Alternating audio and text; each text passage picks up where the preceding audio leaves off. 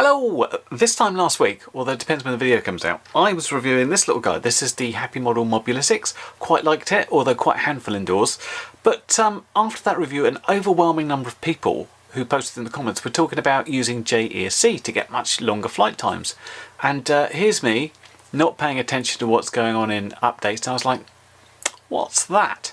And I'm sure most of you guys know, because it's not a new thing, it's a different type of firmware that you can change the PWM frequency that's more in line with the way the gyro works or something like that. I don't want to get into the technical details. Basically, install the firmware, it should give you a longer flight time. So whilst I'm sure a lot of you have done it, I thought it'd be a great idea to go out and fly this. I say go out, I'm going to fly it around the house. I've got my batteries charged up. So I'm going to do a couple of batteries, try and do the same route, just going around and around.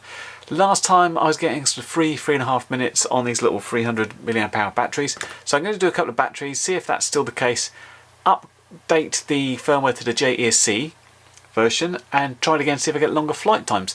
Now, one thing JESC sometimes goes hand in hand with is the RPM filters. Now, I'm not going to do that. I'm just going to use the JESC firmware, which is a free project. You don't have to pay for it. And also, I think I'm right, that you don't need to upgrade to Betaflight 4.1 to use it, because this is on like 3.5 something.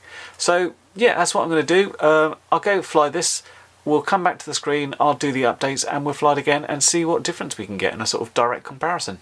Join me in a sec. And through the magic of editing, here are those two bits of footage side by side, trying to keep the counter the same, although I won't make you sit through it all. Here's the speeded up version. Although I will put this as some raw flight footage in the description below. Anyway, flew these around until they hit 3.3, and we had one of them go at 331 and the other at 336. So really quite consistent there between the two batteries. Well, that seemed to tie up with what I'd done in the original review. So flying reasonably gently, between about 40 and 60% on the throttle, just going around the house, we were getting about 3.5 minutes. One went to 3.3 volts about 331, the other 338. So that seems reasonably good. So now down onto computer and we'll see what we have to do. Right, okay, so I got the JESC configurator from here. I just went to the releases. I've absolutely no idea which version I got actually. I did this a few nights ago. I guess 127. Right, and then I'm actually running this now. Here it is, look. And it indeed seems to suggest it is the 127 version down there. There is some beta code on this, but I think this sort of defers to doing the normal ones. Anyway, let's connect here. Full disclosure, it's telling me to remove my props. I'm doing this on a teeny tiny little Whoop, which I'm holding on to, so if there's a problem, I can just keep holding on to it. So, you know, if you're doing this anything proper, certainly do it. I'm going to read the setup, and we are running BL Heli S OH5. Now, there's an important bit in that level or the version of BL Heli S we're reading.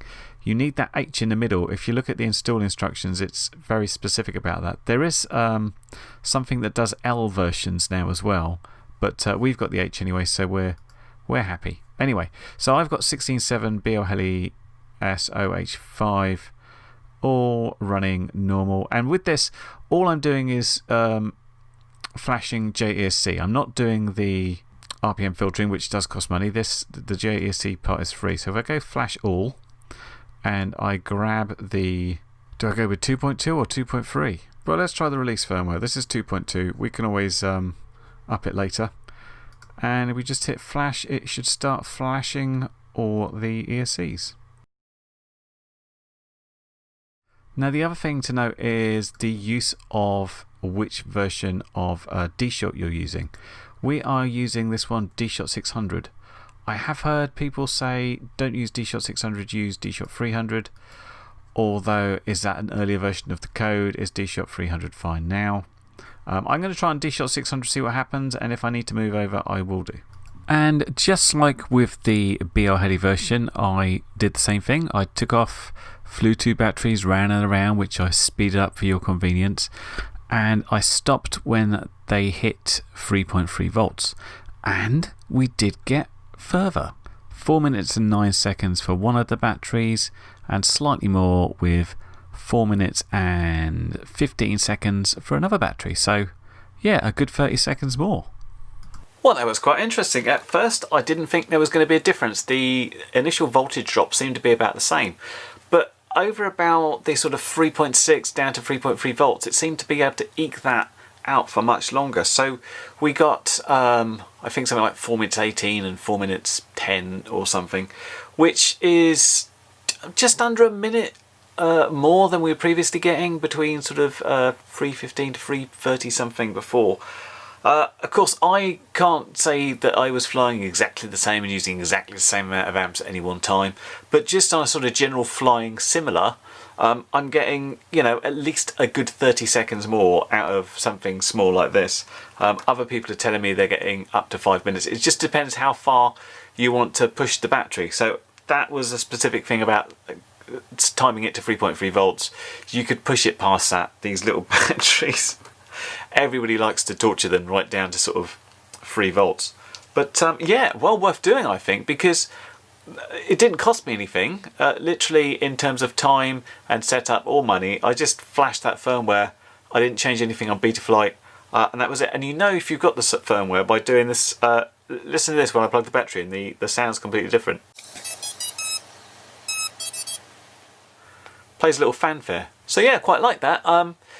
Apparently, it's especially good for Whoop type quads. So if you've got something like that, try it out. I'll have to come back and try some of the RPM filtering on other quads as well, because I haven't messed with that at all. So worth doing. Anyway, I hope that was helpful. Just a little comparison about what's BL-HELI-S and JESC's like, and thumbs up for JESC, it turns out. Anyway, catch you next video. Bye for now. Well, you've made it to the end of the video, so thanks once again for watching. If you like what you saw, then please consider subscribing, and if you really like what you saw, then be sure to check out the link to my blog for a variety of ways in which you can help support this channel.